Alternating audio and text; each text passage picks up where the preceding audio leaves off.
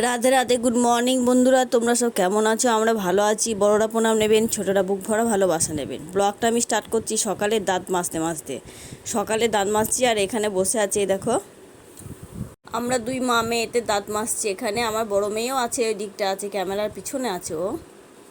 এইভাবে বসে আমি দাঁত মাজতে কোনোদিনই পাই না, কেননা আজকে ছুটি আছে, সেই জন্য আমি আজকে ভালোভাবে বসে দাঁত মাজি। আর সব দেখো আবহাওয়াটা কত সুন্দর দেখছো, মেঘলা মেঘলা দিন আর মিষ্টি হাওয়া। এই হাওয়াতে বসে আর উঠতে ইচ্ছা করছে না, কিন্তু সকালের কাজগুলো তো সারতেই হবে, উঠতেই হবে।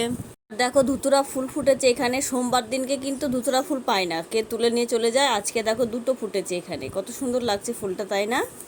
তো বাড়ির যত ঝোলা সব দোকানে জমা হয়েছিল, কালকে এনেছে, আমি কেচে মেলে দিয়েছি। এখানে জল ঝরলে শুকিয়ে যাবে। জামা কাপড়ও কাচা হয়েছে কিছুটা। আজকে সানডে, তাই ঘুগনি ঘুগনি বসিয়েছে এখানে। সিটি পড়লেই নামিয়ে ঘুগনিটা রান্না করে নেব। দিনকে তো গাছ পরিষ্কার করলাম, তো দেখো আজকে এখানে কত সুন্দর গন্ধরাজ ফুল ফুটেছে। কি সুন্দর গন্ধ, বাড়িতে দুটো ফুটেছে গাছে। থোপা টগরও আছে, মাঝে মধ্যে অনেকগুলোই আছে। ফুল তুলে এখানে তুলসী মন্দিরে রেখেছে।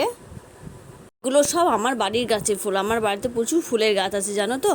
তো সকালে একবার চা খাওয়া হয়েছে, আবার মা চা করলো দুবার। এটা দ্বিতীয় রাউন্ড চা হচ্ছে আমাদের। আমি চাটা একটু বেশি ভালোবাসি। ভাত মুড়ি না দিলেও চলবে, কিন্তু চা আমার দিতেই হবে। চা না খেলে আমার মনটা একদমই ভালো লাগছে না। সঙ্গে ঘুগনিটাও করে রেখেছি, দেখো ঘুগনিটাও রান্না হয়ে গেছে। তারপর চাটা ঝটপট খেয়ে নিই, তারপর মেয়ে পড়ছে, মেয়ের কাছে একটু বসবো।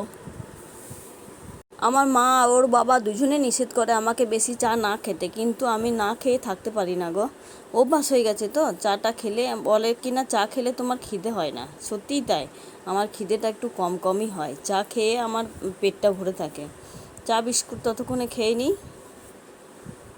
ও সকালে বলছিল আজকে একটু মাটন আনবো কিংবা ইলিশ মাছ, দুটোর মধ্যে একটা আনবে। তাই কিছু মাছ গ্রামে নিতে নিষেধ করেছিল। তাই আমি ফোন করছি, গ্রামে মাছ এসেছে, নেব কি না। তা বলছে কিছুটা নিয়ে রাখো হাতে, যদি না যাওয়া হয় দোকান বন্ধ করে।